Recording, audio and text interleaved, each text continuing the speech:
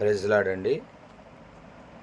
ఈరోజు మనము బైబిల్ గ్రంథములో ఒక పట్టణం వారి గురించి ధ్యానం చేద్దాం. ఎందుకు ఈ పట్టణం వారి గురించి ధ్యానం చేయాలి అంటే, సౌలు గారిని అతని కుమారులను ఫిలిష్తీయులు చంపిన తరువాత వారిని తీసుకువెళ్ళి ఆ గోడకు వారు శల్యమును వేలాడదీశారు. వేలాడదీస్తే 30 లక్షల ఇజ్రాయేలు వెళ్ళలేదు సౌలు గారిని అతని కుమారుల యొక్క దేహాలను తీసుకురావటానికి. అల్లుడైన అపజయమైనటువంటి దావీదు గారు వెళ్ళలేదు. అంతేకాదు సౌలు కుమారుడు ఇంకా ఒక ఆయన మిగిలే ఉన్నాడు. ఆయనే 2 సమూయేలు గ్రంథము 2వ అధ్యాయం 8వ వచనములో ఇష్బాషేతు. అతడు కూడా ఇంకా సైన్యాధిపతి అబ్నేరు ఉన్నారు. అనేక మంది వీరులైన వారు, అపజయం ఎరుగని వారు, ఆత్మపూర్ణులు, దేవుని ఆత్మ అభిషేకం పొందిన దావీదు గారు కూడా దేవుడు చేత అభిషేకించబడిన సౌలు యొక్క దేహమును తీసుకురావడానికి ఎవ్వరు వెళ్ళలేదు. కానీ ఒక పట్టణం వారే యాబేషు గిలాదు వారు మాత్రమే వెళ్ళారు. మరి వారు ఎవ్వరు వెళ్ళలేని అక్కడికి వారు ప్రాణాలకు తెగించి వారిలో ఇక్కడ 1 సమూయేలు గ్రంథము 31వ అధ్యాయము 11వ వచనం నుంచి మనం చూసినట్లయితే వారిలో బలము కలిగిన వారందరూ కూడా ఆ రాత్రి కాలమంతా బయలుదేరి వెళ్ళి అక్కడ ఆ గోడకు వేలాడదీయబడిన సౌలు గారిని అతని కుమారుల యొక్క దేహాలను తీసుకువచ్చి వారు ఆ యాబేషు గిలాదులో మనం చూసినట్లయితే 1 సమూయేలు గ్రంథం 31:13 వచనములో పిచ్చుకల వృక్షం కింద పాతిపెట్టి 7 దినములు ఉపవాసం ఉండిరని రాయబడినది. తీసుకురావటమే కాదు, వారి దేహాలను అక్కడ పూడ్చిపెట్టడమే కాదు, కానీ అతని కొరకు 7 దినాలు ఉపవసించి ప్రార్థించారని రాయబడి ఉన్నది. మరి అసలు ఆ యాబేషు గిలాదు వారు ఎవరు? వారికి సౌలు గారికి ఉన్న సంబంధం ఏమిటి? ఎవ్వరు సాహసించలేని, ఎవ్వరు వెళ్ళలేని చోటికి వారు ఎందుకు వెళ్ళారు? క్లుప్తంగా కొద్ది నిమిషాల్లోనే తెలుసుకుందాం. పరిశుద్ధ గ్రంథము నుంచి న్యాయాధిపతుల గ్రంథము మనం చూసినట్లయితే న్యాయాధిపతుల గ్రంథము 21వ అధ్యాయము 11వ వచనములో అక్కడ రాయబడిన మాట, అక్కడ 9వ వచనం నుంచి మనం చూసినట్లయితే అక్కడ ఒక లేవీనికి, అక్కడ మనము 19 న్యాయాధిపతుల గ్రంథం 19వ అధ్యాయం నుంచి చూసినట్లయితే అక్కడ ఒక లేవీనికి జరిగిన అన్యాయాన్ని ఎదిరించడానికి ఒక లేవీయుడు బయలుదేరి మార్గంలో వస్తూ ఉంటే అక్కడ బెన్యామీలు దేశంలో వచ్చినప్పుడు అక్కడ ఉన్న పోకిరి వారు ఏం చేశారంటే ఆ లేవీని యొక్క భార్యను అవమానపరిచి, రాత్రంతా అవమానపరిచినందున ఆ లేవీడు తన భార్యను తీసుకువెళ్ళి అక్కడ 12 ముక్కలుగా చేసి ఇజ్రాయేల్ 12 గోత్రాల వరకు పంపిస్తే ఇజ్రాయేల్లో ఇంతటి ద్రోహం ఎప్పుడూ జరగలేదని వారందరూ కూడా న్యాయాధిపతుల గ్రంథము 20వ అధ్యాయము 11వ వచనములో, కాబట్టి ఇజ్రాయేలందరూ ఒక్క మనుష్యుడైనట్లుగా ఏకీభవించి ఆ ఊరి వారితో యుద్ధము చేయటానికి కూడా ఈ బెన్యామీయులు ఎవరో కాదు, ఇజ్రాయేలుకి సహోదరుడు, కానాను దేశములు పుట్టిన యాకోబుకు పుట్టిన కుమారుడు, రాహేలుకు పుట్టిన చివరి సంతానం బెన్యామీను.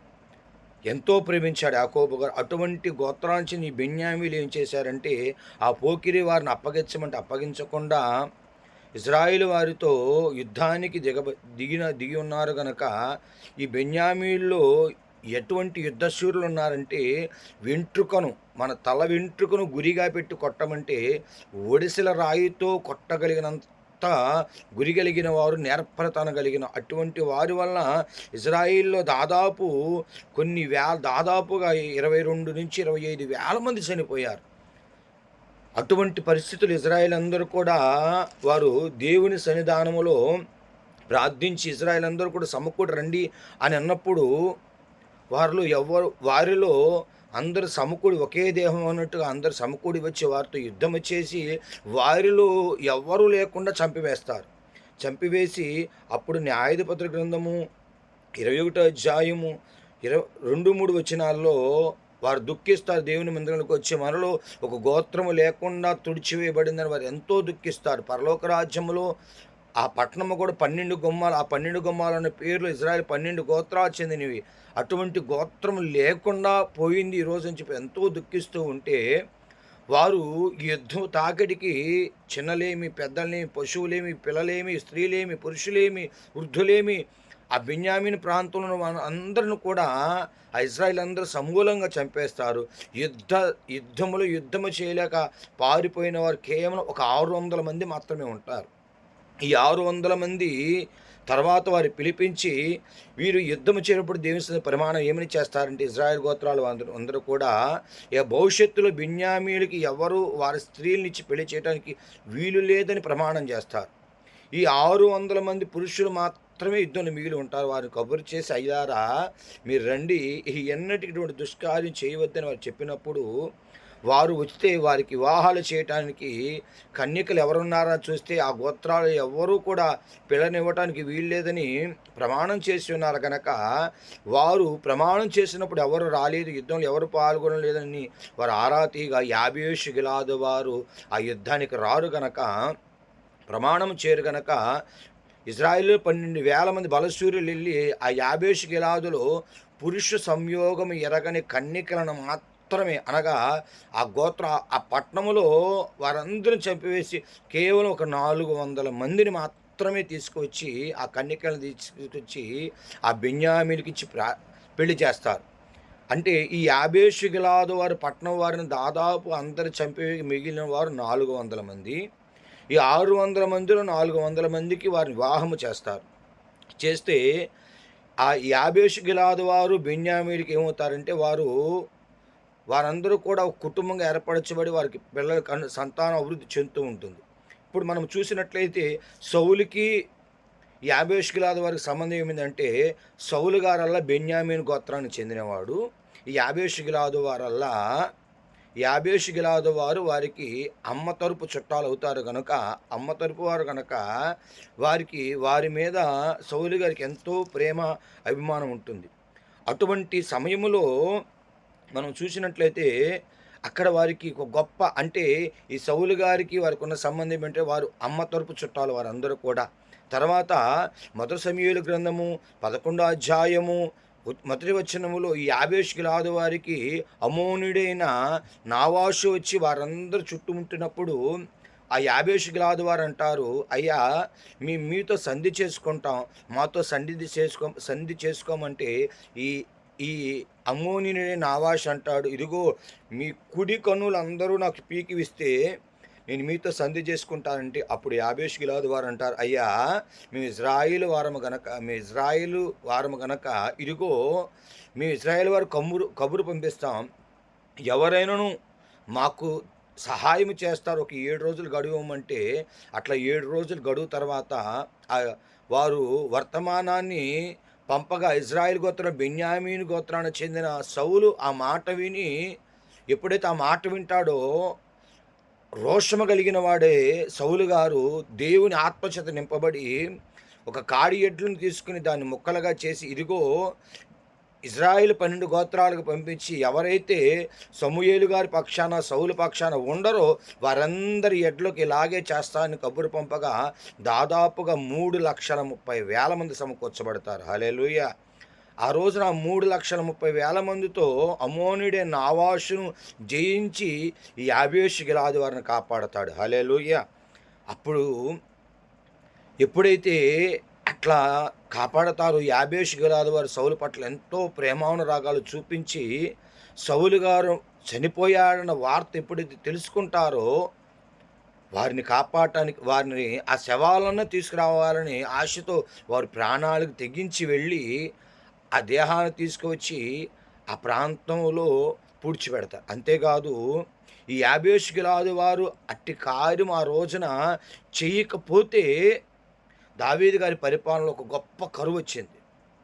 ఎంత కరువు అంటే 3 సంవత్సరాలు కఠినమైన కరువు వస్తే ఆ కరువును ఎలాగ తప్పించబడతారని అడిగితే దానికి కారణం ఏమిటంటే, సౌలు గారు పరిపాలన చేస్తున్న దినాలలో వారు గిబియులతో ఒక నిబంధన, ఇశ్రాయేలు కానాను ప్రవేశించినప్పుడు గిబియులతో ఒక నిబంధన చేసుకుంటారు, మిమ్మల్ని చంపము, మీరు మాతో ఉండి మా తోటలకు మాకు నీళ్లు పెట్టువారుగా ఉండరని వారితో నిబంధన చేసుకుంటే, సౌలు ఆ నిబంధనని మీరి ఆనాడు ఇజ్రాయేలు పెద్దలు యెహోషువ కాలం చేసిన నిబంధనను మీరి వారిలో చాలామందిని చంపివేయటం వల్ల దేవుడు, ఎందుకంటే దేవుని బిడ్డలైన వారు అన్యులతో నిబంధన చేసుకొనకూడదు, సాంగత్యం చేయకూడదు. ఒకవేళ అట్టి నిబంధన దేవుని పేరట చేస్తే ఆ నిబంధన ప్రాణం పోయినా తరాలు గడిచిన మీరటానికి వీల్లేదు. కానీ సౌలు గారు ఎప్పుడైతే వారిని చంపివేశాడో దానికి దేవుడు ప్రతిఫలంగా దావీదు గారి కాలంలో 3 సంవత్సరాలు భయంకరమైన కరువు వస్తే ఆ కరువు ఎలాగూ పోయిద్దని ఆలోచన చేస్తే సౌలు గారి కుటుంబంలో 7 కుమారులను తీసుకువెళ్ళి వారు కొండ మీద, రిస్పా యొక్క కుమారులు 7 తీసుకువెళ్ళి ఆ కొండ మీద వారిని ఉరి తీయగా అప్పటికి ఆ కరువు పోకపోతే అప్పుడు దేవుడు చెబుతాడు దావీదు గారితో, దావీదు ఆనాడు ఏబేష్ గిలాదు వారు తీసుకొచ్చిన సౌలు గారి కుమారుల యొక్క శవం ఎక్కడైతే పాతి పెట్టబడినవో వారి ఎముకలను, ఆ 7 కుమారులు ఎముకలను తీసుకువచ్చి వారి పితరుల సమాధుల దగ్గర వారిని పూడ్చిపెడితే అప్పుడు దేవుని కోపం తీరిపోయి ఈ కరువు పోతుందంటాడు.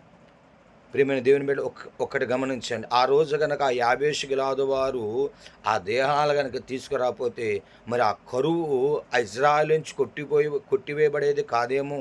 వారు ప్రాణత్యాగము చేసి, వారికి తెలియదు ఇంత కరువు రాబోతుంది, దాన్ని తప్పించడానికి వారు తెచ్చిన దేహాలు కూడా సహాయపడుతున్న వారు అనుకుని ఉండలేదు. కానీ ఒక రకంగా మనం ఆలోచన చేస్తే దేవుని ఉగ్రతను తప్పించడానికి కూడా యాబేషు గిలాదు వారు ఆ రోజు చేసిన ఒక గొప్ప సాహసము, ఒక గొప్ప తీర్మానము, వారు కలిగిన నిబంధన, వారు కలిగిన కృతజ్ఞత ఇజ్రాయేలు నుండి కరువును కూడా తీసివేసింది. ప్రియమైన దేవుని బిడ్డలారా, ఒక కుటుంబం వారు కాదు, ఒక గ్రామం వారు కాదు, వారు ఒక పట్టణం వారు, ఒక యాబేషు గిలాదు ఒక పట్టణం వారే, ఒక ఊరి వారు అందరూ కూడా, ఒకరు కాదు ఇద్దరు కాదు, అందరూ కూడా కృతజ్ఞత కలిగి ఉన్నారు. మరి ఈరోజు దేవుడు మరి మనకి ఎన్ని మేలు చేస్తున్నారో, ఎన్ని సహాయం చేస్తున్నారో, మరి అటువంటి కృతజ్ఞతా భావం మనమును కలిగి ఉంటే, ఆ యాబేషు గిలాదు వారి వలె మనము కృతజ్ఞత కలిగిన వారిగా ఉంటే దేవుడు తప్పక దర్శిస్తాడు. మన కరువులను తీసివేస్తాడు, మన ఇరుకులను తీసివేస్తాడు, మన ఇబ్బందులన్నీ తీసి మన క్షేమంగా ఉంచుతాడు. అట్టి భాగ్యం దేవుడు మనందరికీ దయచేయునుగాక. మహాపరిశుద్ధుడా, దయగలిగిన తండ్రి, కృపగలిగిన గొప్ప దేవుడా, శివాధిపతి, ఈరోజు నాయన యాబేషు గిలాదు వారి గురించి మేము ధ్యానించి ఉన్నాం తండ్రి. ఆ పట్టణం వారు ఎలాగైతే కృతజ్ఞత కలిగి సౌలు గారి దేహాన్ని ఎవరు వెళ్ళలేని చోటుకు కూడా వారు వెళ్ళి తీసుకువచ్చి ఆ దేహాన్ని పుడిచిపెట్టి 7 దినాలు ఉపవసించి ఉన్నారని లేఖనం మేము చూస్తున్నాం తండ్రి. అటువంటి కృతజ్ఞత కలిగిన వారు నీకు కావాలయ్యా. అయ్యా, అటువంటి కృతజ్ఞత కలిగి మేమును కూడా నీ ఎదుట నిలబడగలిగి నమ్మకస్తులుగా కనపడే భాగ్యాన్ని, అతియోగ్యమైన స్థితిని మా అందరికీ మీరు దయచేయండి. ఈ వాక్యవర్తం ఎవరైతే విన్నారో వారి కుటుంబాలన్నీ కూడా సంపూర్ణంగా దీవించబడలాగున, ఆశీర్వదించబడలా, ఏ కీడు వారి కుటుంబాలకు రాకుండా క్షేమాన్ని మీరు అనుగ్రహించి నీ ఆత్మని సన్నిబిడకు తోడుగా ఉంచి నీ పరలోక దీవెనలతో బిడ్డల కుటుంబాలు నింపి ఆశీర్వదించమని ఘనమైన యేసయ్య పరిశుద్ధ నామమున అడిగి వేడుకొనుచున్నాం తండ్రి. ఆమేన్. అందరికీ వందనాలు.